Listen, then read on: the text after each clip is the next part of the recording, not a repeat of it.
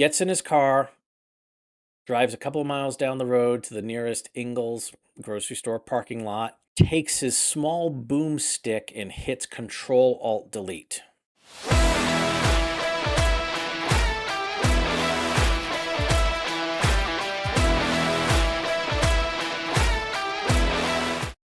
All right, story time, and I promise this comes back around to estate planning, so please wait until the end. So it was the last day before my 3-week break. I'm in the office, I'm backing up some things, getting some last minute things done, and I hear something going on in the lobby. Someone had come in, and there was just this kind of quick exchange, and Jennifer sounded confused, and then I heard the door slam on the way out.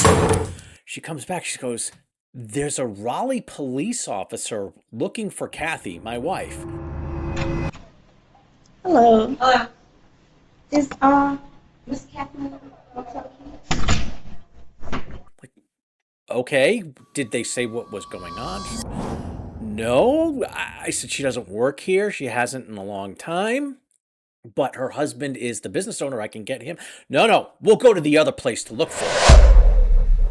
Just very brusque and very kind of just really quick. And I'm like, what the heck is going on? And so I message Kathy, and she's like, I have no idea what this could be about. Absolutely none.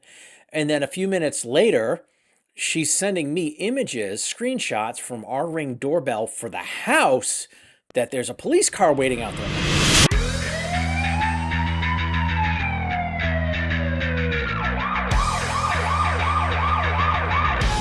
Oh my God, I have no idea what's going on here. Now, I've had a lot of good friendly interactions with police, but there is no way on this earth that I am going to let her just speak to a police officer who's looking for her without an attorney present. That's, look, you just can't risk that. So I called up, or gave Kathy the information for the person we usually look for. I said, wait a minute, this isn't really what I do, sent to someone else. So both of these attorneys are talking and messaging with Kathy. And they said, look, call the police department, say what your name is, say someone was looking for me. What's this about? So she does just that. Well, we can't tell you that over the phone. Give us your cell phone number and we'll have them call you back. Oh, no, no, no, no, no, no. And she gave the response. I'll tell you what, my attorney will call back. And we're like ready to engage this attorney. And he just makes a good, quick phone call. And then we're finding this out hours later, after hours of wondering what's going on, being a lot of anxiety. What's going on? It was a death notification. Her brother was deceased. Now, we'll get into it in the next part about exactly what's going on with this family relationship, because she hasn't seen him in a long, long time. Probate attorneys don't like this information getting out because it makes people wonder whether probate really is a big deal or not. If this sounds different from what you were told, please leave a comment. And if you want more straight answers, like and subscribe. All right, part 2 to this story time, with Kathy getting notified by the police that her brother was deceased. So she finally ended up talking with the police department. Her brother was living in Asheville. Now, we had known this for about a year and a half, but this is a very estranged relationship. There was a lot of stuff going on that I'm not really going to get into, but let's just say I only met him once. He ignored me. Okay.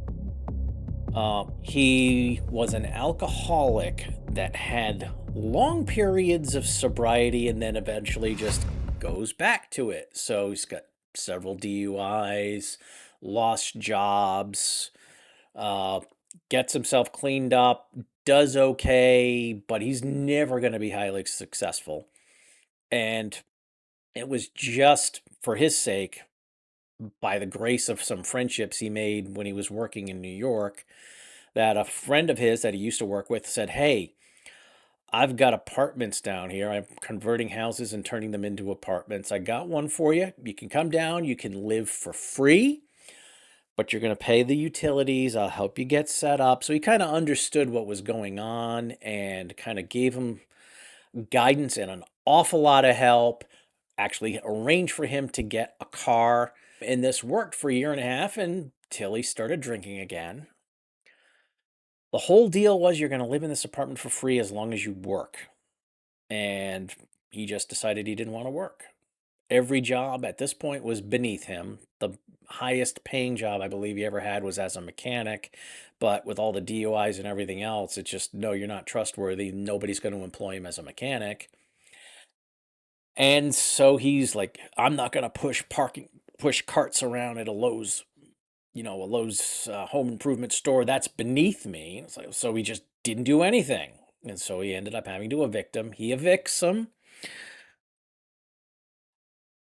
gets in his car, drives a couple of miles down the road to the nearest Ingles grocery store parking lot, and then I got to be very careful with YouTube, takes his small boomstick and hits Control Alt Delete.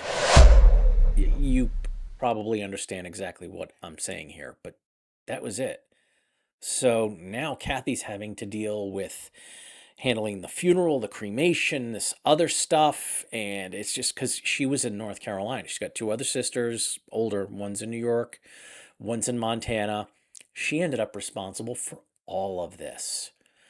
So next, we're going to end up going on to exactly what we had to do in order to, quote, clean up and get this estate started because as the next of kin, she's the one who has to be in charge.